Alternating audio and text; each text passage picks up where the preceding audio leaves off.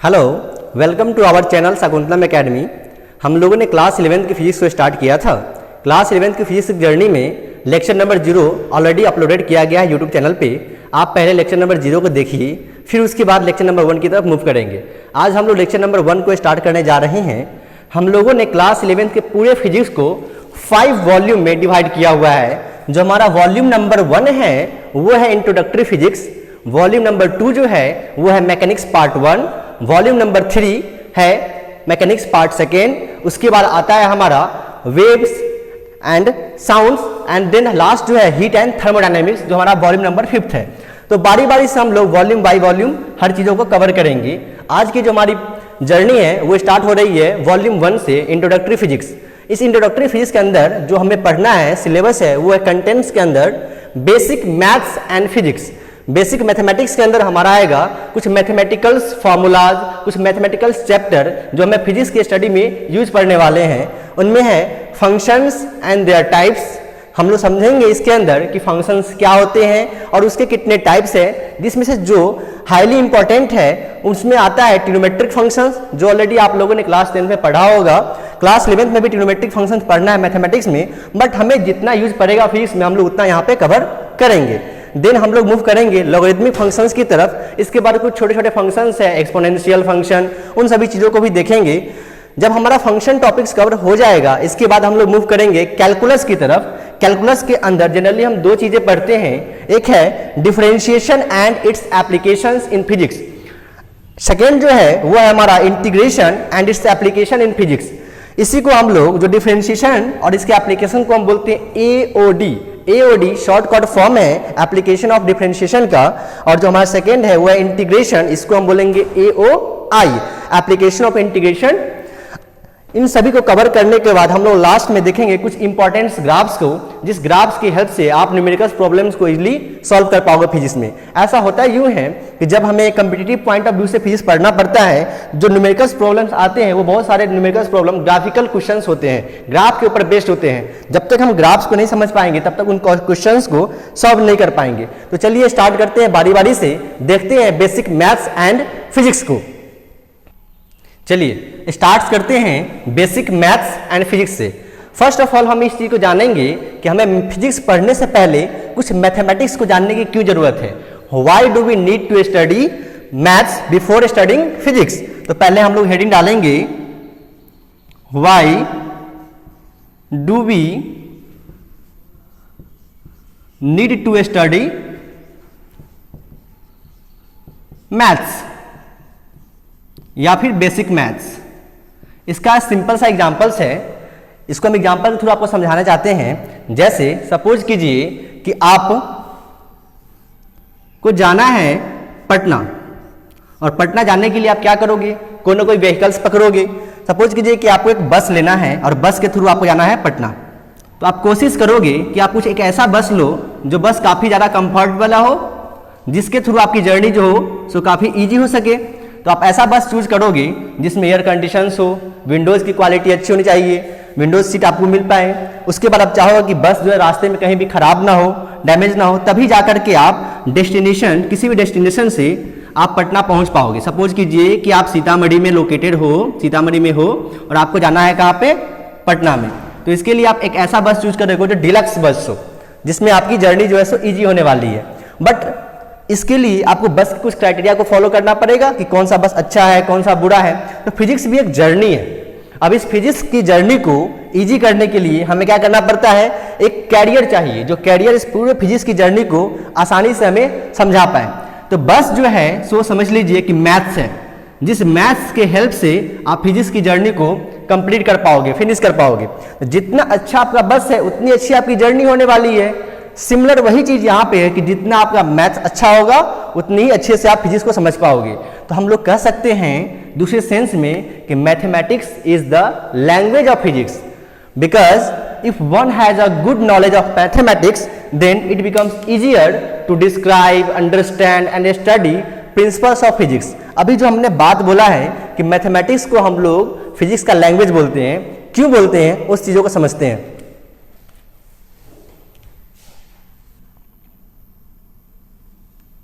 तो सबसे पहले हम देखते हैं कि मैथ्स का कुछ डेफिनेशन देख लेते हैं। हम बोलेंगे मैथमेटिक्स, आप लोगों को बढ़िया से नोट्स बनाना है बिकॉज ये सीरीज बाय सीरीज वीडियो आप लोगों को यूट्यूब के थ्रू मिलेगा। Mathematics is the language of physics,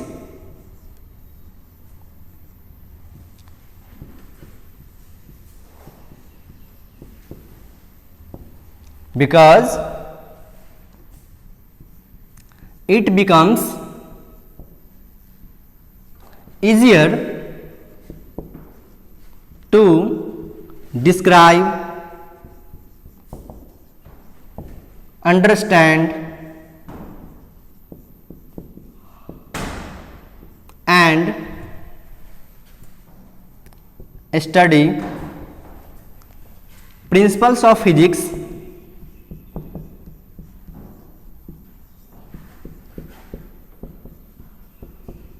if one has a good knowledge of mathematics।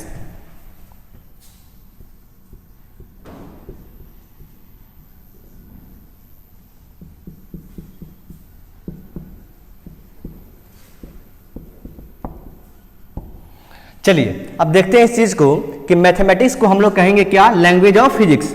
क्योंकि अगर आपको फिजिक्स में कुछ न्यूमेरिकल्स प्रॉब्लम्स दिए गए हैं या फिजिक्स की कुछ प्रिंसिपल्स है, कुछ थियोरेटिकल एक्सप्लेनेशन निकाला गया है, वहाँ से हमें कुछ एक्सपेरिमेंटल डेटा कंक्लूड करना है, उसके लिए आपको मैथ्स आना बहुत ज़रूरी है।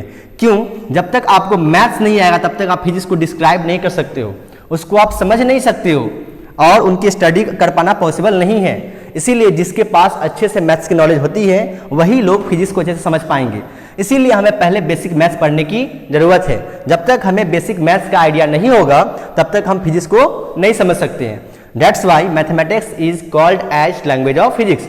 जिस तरह से हम कह सकते हैं, लैंग्वेज का मीनिंग होता है कि जिसके थ्रू हम लोग अपनी भाषा, फीलिंग्स को, इमोशंस को, सेंटिमेंट्स को क्या कर सके, एक्सप्रेस कर सके। तो फिजिक्स को एक्सप्रेस करने के लिए हमें मैथ्स की जरूरत पड़ती है।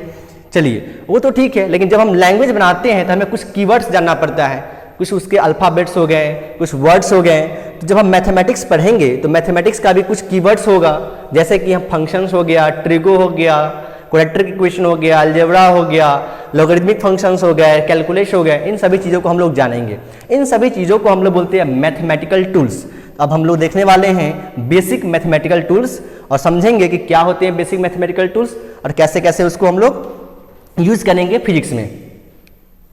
Importance of maths in physics, कि फिजिक्स में मैथमेटिक्स का क्या इंपॉर्टेंस है। इसको समझने के लिए पहले हम एक छोटा सा एग्जांपल लेंगे और वो एग्जांपल है न्यूटन्स लॉ ऑफ ग्रेविटेशन। आप सभी लोगों ने 9th क्लास में पढ़ा होगा न्यूटन्स लॉ ऑफ ग्रेविटेशन के बारे में। क्या होता है न्यूटन्स लॉ ऑफ ग्रेविटेशन? चलिए देखते हैं उसको। अगर इसके स्टेटमेंट की हम बात करें तो हम बोलेंगे every object in this universe which have some mass, that means any two massive body attracts each other with a force, that force is directly proportional to product of their masses and inversely proportional to the square of distance between them। ये जो statement है Newton's law of gravitation का, अगर इस statements को हम language के form में लिखेंगे, इंग्लिश लैंग्वेज के फॉर्म में लिखेंगे तो ऑलमोस्ट ये यहाँ से लेकर के यहाँ तक का स्पेस लेने वाला है हमारे बोर्ड में। अगर चाहो तो इसको लिख सकते हैं according to Newton's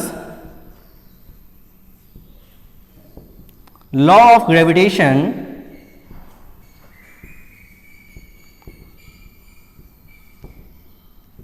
every massive object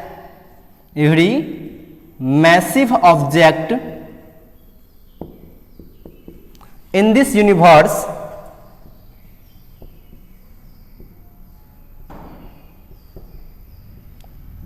attract each other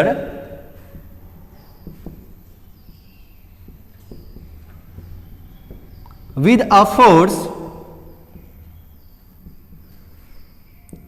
which is directly proportional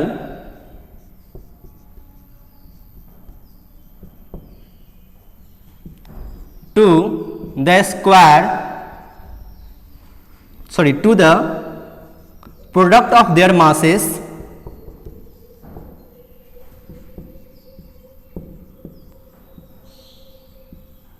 and inversely proportional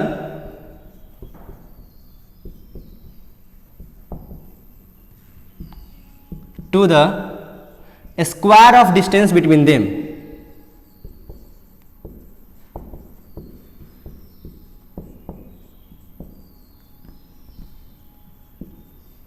अब आप क्लियरली देख सकते हो कि ये एक स्टेटमेंट के लिए हमें ये पूरा बोर्ड खा गया, यहां से लेकर के यहां तक का स्पेस यूज हो रहा है। ये स्पेस यूज हो रहा है ये तो बात है ही, इसके अलावा इसने काफी टाइम कंज्यूम किया हुआ है। सिर्फ एक सिंपल स्टेटमेंट के लिए हमें यहां से लेकर के यहां तक का स्पेस यूज करना पड़ा और ऑलमोस्ट 2 मिनट का टाइम हमें लगा। क्यों? क्योंकि हमने इसको स्टेटमेंट के फॉर्म में लिखा हुआ है।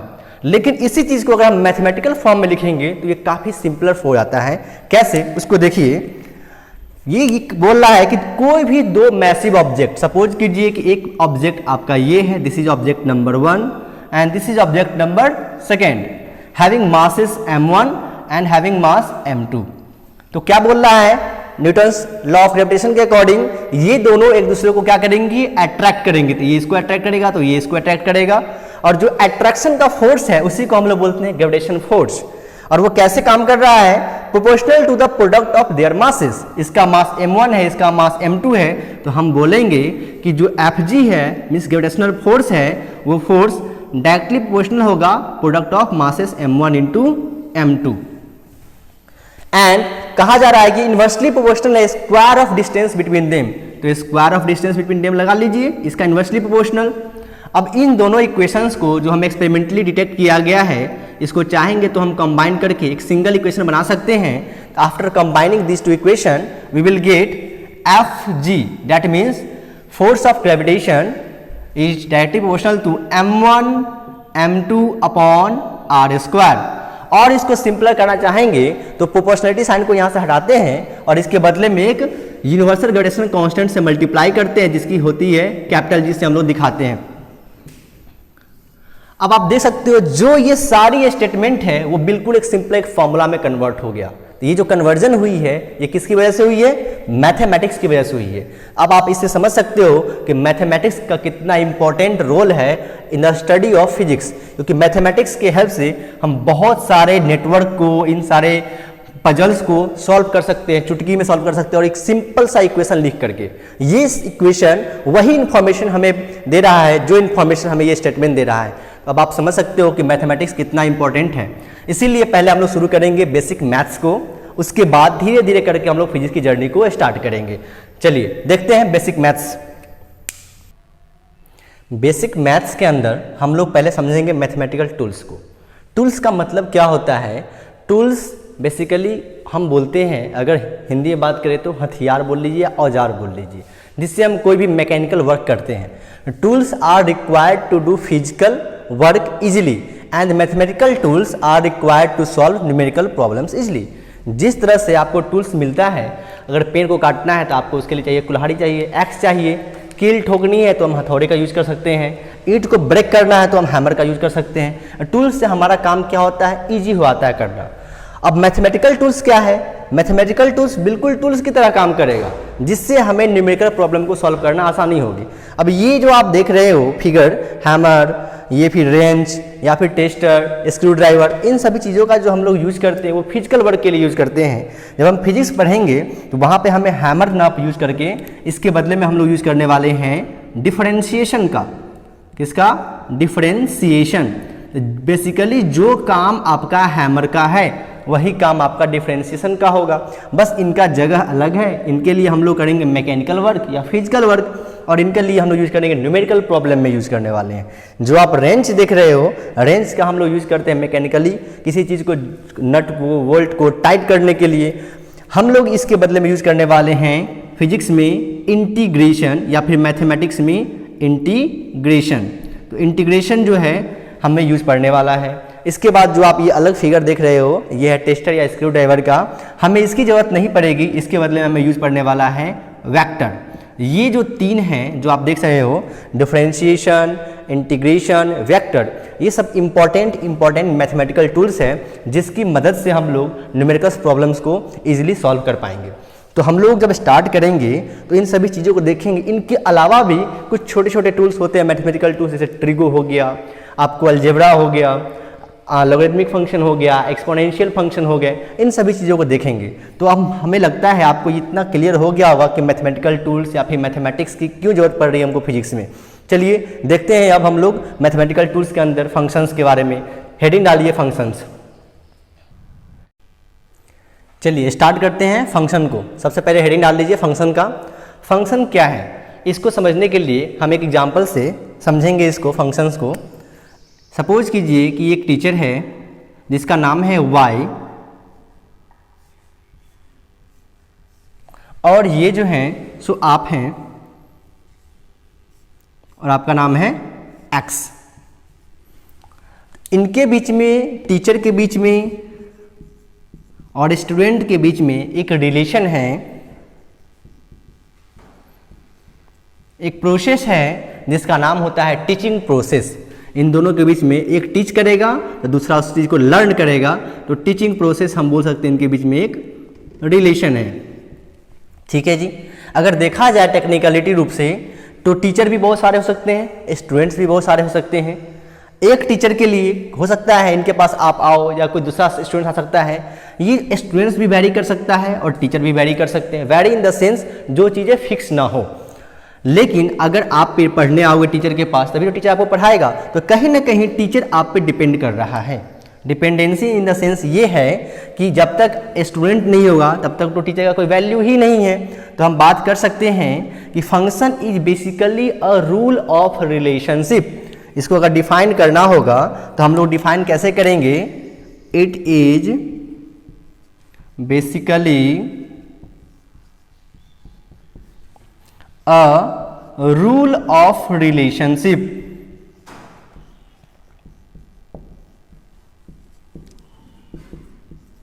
between two variables,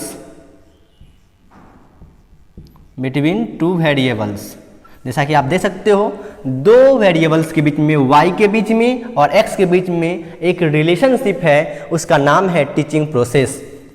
उसी तरह से फंक्शन जो है एक रूल ऑफ रिलेशनशिप है दो वेरिएबल के बीच, जिनमें से एक को हम लोग y बोलते हैं और दूसरे को x बोलते हैं। जनरली जरूरी नहीं है कि यहाँ पे y होगा यहाँ पे x होगा, हो सकता है यहाँ पर z हो यहाँ पे x हो, वो वैल्यू चेंज भी हो सकती हैं बिकॉज ये वेरिएबल हैं in which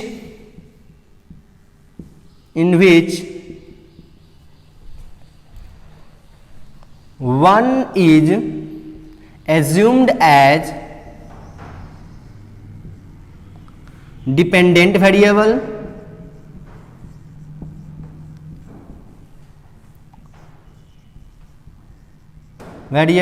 जो इस फिगर में हमको y दिख रहा है क्योंकि y x पे डिपेंड कर रहा है, एंड अनदर वन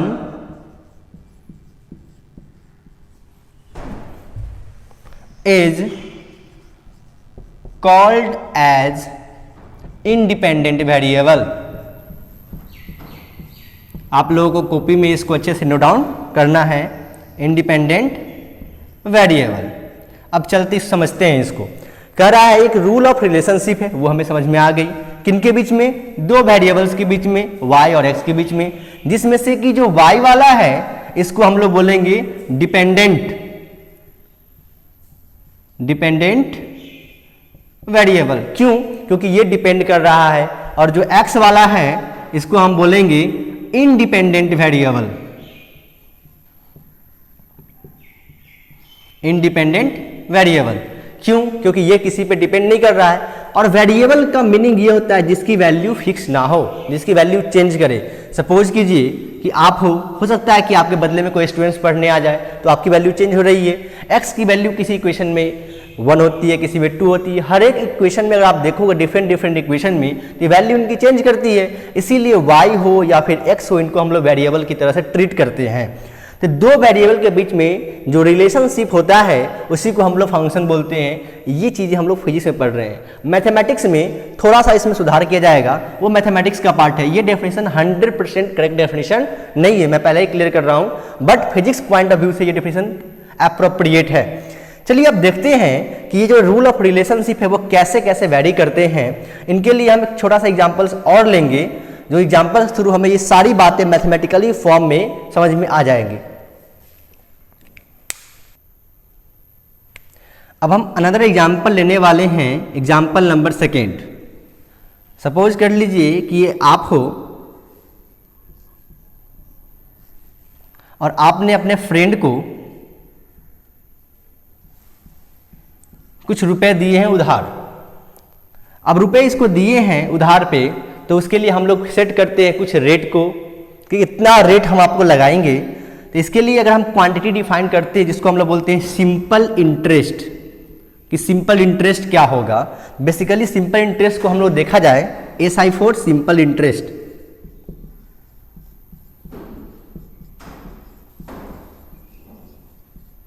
ठीक है, चलिए इसकी फॉर्मूला आप सभी लोगों को पता होगा, बचपन की क्लासेस में पढ़े हैं।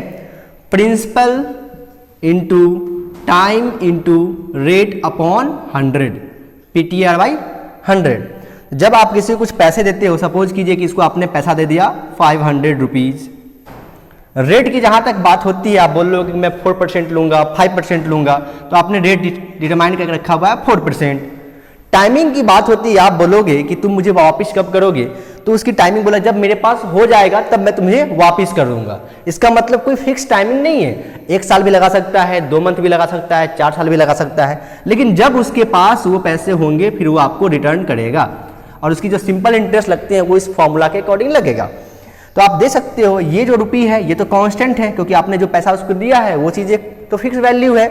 जिस रेट पे बात हुई है वो रेट भी फिक्स है, 4%, 3%, 2%। अब बात आती है टाइमिंग की, कि टाइमिंग क्या होगा। टाइम तो हमेशा चेंज करते रहता है, आज कुछ और टाइम है, कल कुछ और टाइम होगा, 1 मंथ के बाद टाइम कुछ और हो जाने वाला है। तो आप देख सकते हो यहाँ पर जो टाइम है वो टाइम क्या है, बेसिकली वेरिएबल क्वांटिटी है, बिकॉज टाइम हमेशा पास कर रहा है, टाइम की वैल्यू चेंज हो रही है, तो इसको हम बोलेंगे वेरिएबल। अच्छा, जब इस इक्वेशन को हम देखते हैं, simple interest is equals to PTR/100। अगर टाइम की वैल्यू चेंज करोगे, टाइम अगर वेरिएबल है तो सिंपल इंटरेस्ट भी तो वेरिएबल होगा। क्यों? इस फॉर्मूला के अकॉर्डिंग सिंपल इंटरेस्ट की भी वैल्यू चेंज होगी।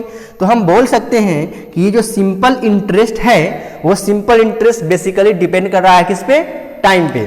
और डिपेंड कर रहा है इसलिए हम इसको क्या बोलेंगे, डिपेंडेंट क्वांटिटी या फिर डिपेंडेंट वेरिएबल। तो इस वाले केस में जो आपका सिंपल इंटरेस्ट है वो है डिपेंडेंट वेरिएबल, और जो आपका टाइम है वो है इंडिपेंडेंट वेरिएबल। इन दोनों के बीच में भी एक रिलेशनशिप एस्टेब्लिश किया गया है, और वो रिलेशनशिप इस फॉर्मूला, मैथमेटिकल फॉर्मूला के अकॉर्डिंग डिफाइन किया गया है, और जो है PTR/100। तो यहां से हमें ये समझ में आ गई कि फंक्शन क्या होता है। फंक्शंस दो वेरिएबल के बीच में एक रूल ऑफ रिलेशनशिप होता है, जिसमें से कि एक को हम लोग एज्यूम करते हैं डिपेंडेंट वेरिएबल और दूसरे को हम लोग एज्यूम करेंगे इंडिपेंडेंट वेरिएबल, और उसको दिखाने का मैथमेटिकल कुछ फॉर्मूला आएंगे, कुछ एक्सप्रेशंस आएंगे। उस एक्सप्रेशन के थ्रू इसको अब हम लोग फंक्शंस को मैथमेटिकल फॉर्म में रिप्रेजेंट करने को सीखेंगे कि कैसे हम लोग फंक्शंस को मैथमेटिकली रिप्रेजेंट करते हैं। चलिए हेडिंग डालिए, मैथमेटिकल फॉर्म ऑफ फंक्शन।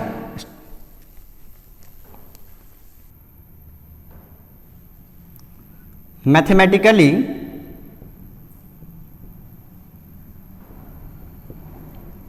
किसी भी फंक्शन को दिखाना होगा तो हम उसको ऐसे दिखाएंगे, y is equals to f bracket के अंदर में x। इसको रीड करते हैं y is the function of x। Mathematically depend करने का तरीका है y is equal to f of x। इसका मतलब हुआ ये y और x के बीच में एक फंक्शन है, जिस फंक्शन का नाम है क्या, f। Basically f is the function here, and जो यहां पर आप x देख रहे हो उस x का मतलब है, ये जो x है वो है आपका इंडिपेंडेंट वेरिएबल। इंडिपेंडेंट वेरिएबल जो y है हमारा dependent variable. That means y depends upon the x according to this function f। और इनको रीड करेंगे, रीड करने का तरीका है, पढ़ा कैसे जाएगा इसको, read as y is the function of x। आप चाहो तो इसको ऐसे पढ़ सकते हो, या फिर और y equals to f of x, इस तरह से रीड करेंगे। कभी भी ऐसे रीड नहीं करना है y equals to F X, कभी भी रीड नहीं करना है। इसको रीड करेंगे y equals to F of x। इसका मतलब क्या होता है, अगर कभी भी कोई क्वांटिटी इस तरह से लिखा हुआ है, इसका मतलब हुआ कि ये वाला क्वांटिटी इस वाले क्वांटिटी पे डिपेंड करेगा। That means y is the function of x, it represents if we change the values of x then y will ultimately change. अगर आप x की वैल्यू को अल्टर करोगे, दैट मीन्स x की वैल्यू को छेड़छाड़ करोगे, तो y की वैल्यू ऑटोमेटिकली चेंज होगी, तभी हम बोलेंगे कि y is the function of x। चलिए फिर आप देखेंगे इनके ऊपर कुछ एग्जांपल्स को कि कैसे कैसे हम फंक्शंस के एग्जांपल्स हैं, टाइप्स क्या क्या हैं। फंक्शंस के एग्जांपल्स को समझने से पहले हम ये समझेंगे कि फंक्शन बेसिकली काम कैसे करता है। अगर हमें फंक्शंस को देखना हो कि काम कैसे करेगा, तो आप ये समझिए फंक्शन इज अ मशीन। तो मशीन क्या करेगा, मान लीजिए कि ये फंक्शन एक मशीन है, तो मशीन में हम लोग क्या करते हैं, गन्ने की जूस जानते हैं ना, कैसे निकाला जाता है मशीन में, इधर से गन्ना डालो, इधर से जूस निकालो, यही चीज काम करेगा फंक्शन। इधर से हम लोग इनपुट वैल्यू देते हैं, क्या देंगे, इनपुट वैल्यूज। तो basically function is just like a machine, when we feed it input values then it will generate output value. और जो ये इनपुट वैल्यू है इसको हम लोग बोलेंगे x, और ये जो आउटपुट वैल्यू है इसको हम लोग बोलते हैं y, और इसी को हम लोग बोलते हैं मैथमेटिकली f ऑफ x। और जो ये f देख रहे हो ये क्या है, फंक्शन है। इनपुट वैल्यू के सेट को हम लोग कहेंगे डोमेन। तो जितने भी इनपुट वैल्यू आप फंक्शन को दोगे, जितना भी गन्ना आप मशीन में डालोगे, उतनी आपको जूस मिलने वाली है। और गन्ने को क्या बोलेंगे, डोमेन, मतलब इनपुट वैल्यू को हम लोग बोलते हैं डोमेन्स। और जो ये आउटपुट वैल्यू जनरेट होते हैं इनको हम लोग बोलेंगे रेंज। तो कहने के लिए हम कह सकते हैं set of all input values is called as domain and the set of all output values is called as range. Mathematics में हम लोगों को फंक्शंस बहुत ज़्यादा पढ़ना है, तो वहाँ पे इसके ऊपर हम और दोबारा क्वेश्चंस करते हैं, लेकिन फिजिक्स के लिए इतना ही सफिशिएंट है। अब उसके बाद हम एक एग्जांपल्स देखेंगे फंक्शन से, जिससे कि हमें और ज़्यादा क्लैरिटी आएगी फंक्शंस के डेफिनेशंस के ऊपर और फंक्शंस कैसे काम करता है उसके लिए। चलिए एक एग्जांपल्स लेते हैं। सपोज क्या करना है, जो क्वेश्चन है वही ले लेते हैं एग्जांपल्स के through.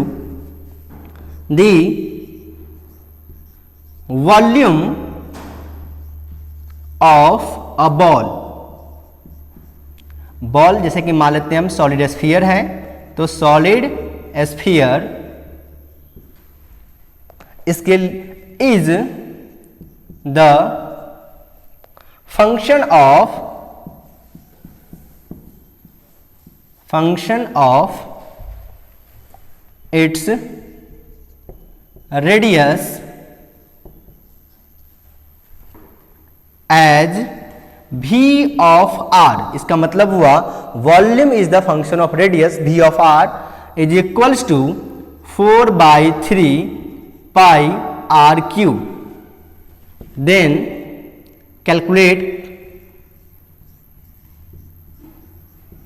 Calculate the volume of a ball whose radius is 3 metre. अब इस एग्जांपल्स के थ्रू हमें और फंक्शंस पे क्लैरिटी आने वाली है। कह रहा है कि बॉल है जो कि सॉलिड स्फीयर है, उसका वॉल्यूम के लिए आपको एक फंक्शनल फार्मूला दिया हुआ है। ये जो आप देख रहे हो v of r is equals to 4/3 pi r cube. इसका मतलब हुआ volume is the function of radius as volume depends upon radius according to this formula. तो पहले हम इस फॉर्मूले को यहाँ पे लिख लेते हैं, V of R is equals to 4/3 pi R cube.